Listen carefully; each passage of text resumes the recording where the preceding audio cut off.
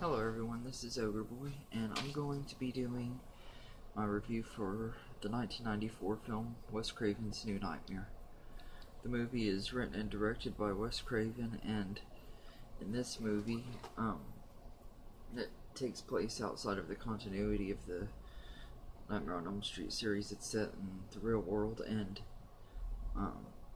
in this movie, Freddy is known as a movie villain, and he becomes this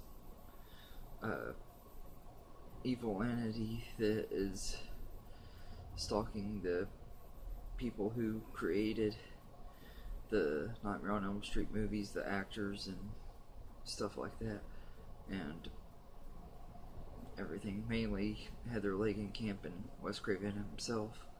It's driving Wes Craven to write a new script for a new movie and everything.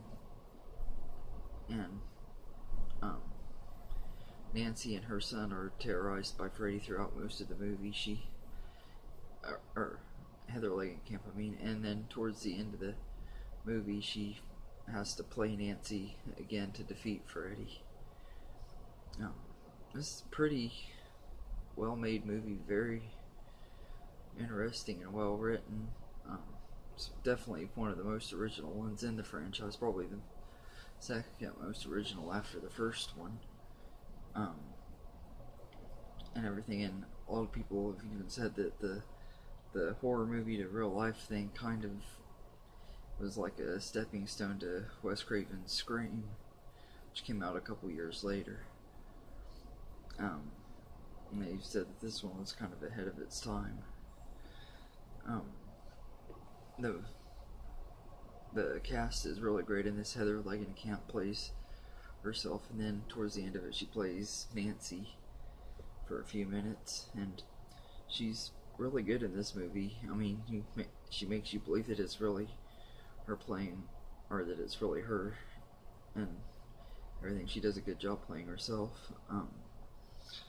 Miko Hughes, who's known for playing Gage in Pet Sematary, plays her son Dylan, and he's really good in this. He's just like Pet Sematary. He's really kind of creepy and everything. He's probably one of the scariest kids I've seen in a movie.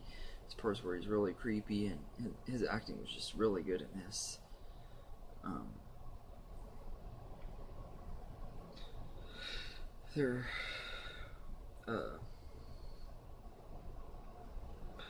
Heather Langenkamp's husband Chase is played by David Newson. He's not in this one a whole lot, but he's good.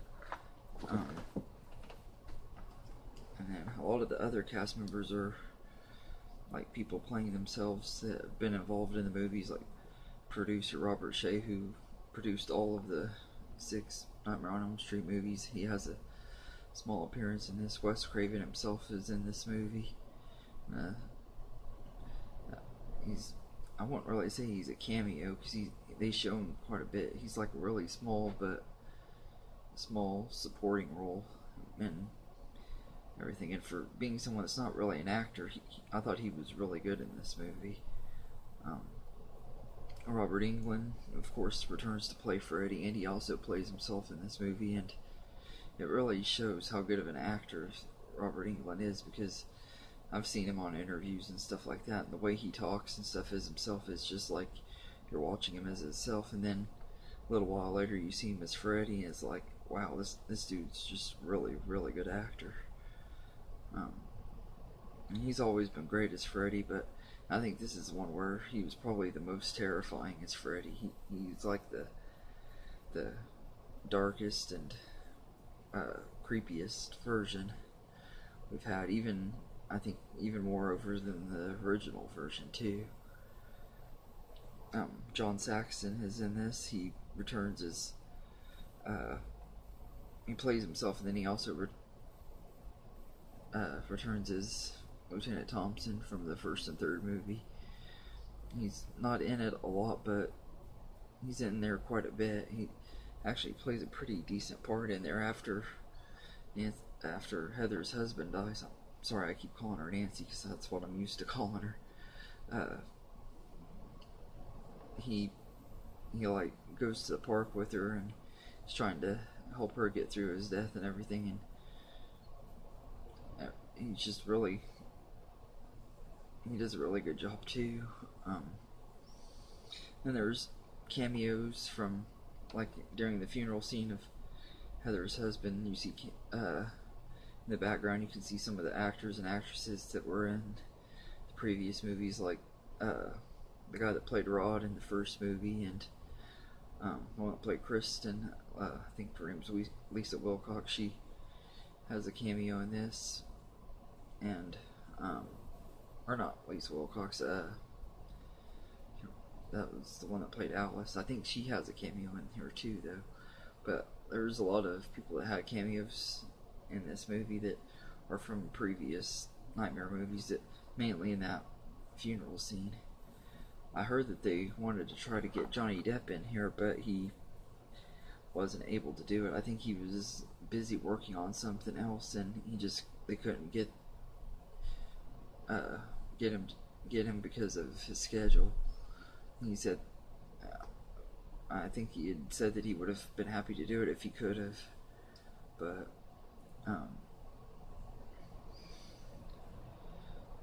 the cast is really good in this, and everything. The cinematography in this is done really well. It's from the same guy who did the cinematography in the first Scream movie, so you kind of can see the similarities in that. But he does a really good job with this. It has some really cool sets and practical effects, like all of the movies do. I don't think it has the most awesome sets and stuff like some of the other ones do, but it is still really cool, especially that final scene where final little bit when she's battling Freddy. It was really cool.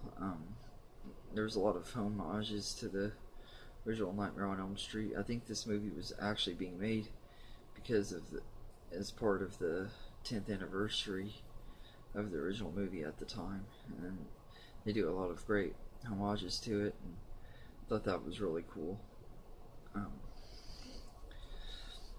And the score by J. Peter Robinson was really good. I think it's the best score in this series since the first movie. It's probably my second favorite score out of the whole series. I thought they did a really good job with that, and everything. But I know a lot of people say that this is at least in their top 3 favorites. It's definitely in my top 5. I'm not for sure exactly where I would rank it. I'll be doing my ranking for the franchise here probably in the next day or two once I finish Freddy vs. Jason and get that review out. But this one's definitely a really good movie. There's not a whole lot that I don't really like about it. It's the longest one in the series of it. It's like 1 hour and 52 minutes, so there are some parts in it where it just kind of drags a little bit, but it's not too bad. I like that they don't really show Freddy throughout most of the movie. They kind of like, you see his glove moving and stuff, but you don't really actually see him. They keep him hidden throughout most of the movie. I thought that was pretty cool. I kind of like how a lot of times you don't, like, it was the less is more thing. Kind of, you could feel his presence through the whole movie, but you don't actually see him until a good way into it, and everything. And the makeup on him was pretty cool in this one. They were going for a darker and scarier look, and I thought they did a pretty good job with that, and everything. The makeup was really good, especially a big improvement over Freddy's Dead, which was one of my main negatives with that movie. But yeah, for the most part, this movie is really good. There's not a lot that I have to complain about. Like I said, the main thing is just it gets slow a little bit throughout throughout the middle of it, but um, besides that, it's a decent movie. Really good installment in the franchise. This was one that I saw it when I was a kid, and it bored me because, of course, when I was a kid, I wanted to see Freddy all throughout the whole thing and everything. And then I rewatched it a few years ago, and it was still one of my least favorites. But now after rewatching it, I think it's actually more of one of my top favorites now, because I really like the way that it was, the tone and stuff. I like it a lot more than I used to. But anyway, I'd give Wes Craven's New Nightmare a 9 out of 10. It's a really good movie and decent film. I don't think it's really considered a spin-off. It's like this side standalone movie, I guess. But it's really good. You don't have to have really have to have any of the other sequels to understand it. Except I would recommend, if you haven't seen the first one before you watch this one, you definitely should watch the first one. But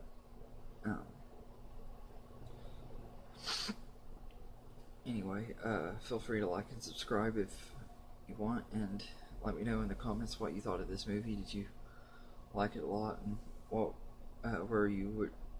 do you think it's one of the best in the series or one of the worst? Let me know in the comments. You can follow me on Facebook at OgreBoy1992, and be sure to check out Killer Flicks if you love horror movies. It's an awesome movie group for horror fans. You'd probably love it if you love horror. And anyway, thank you and have a good day.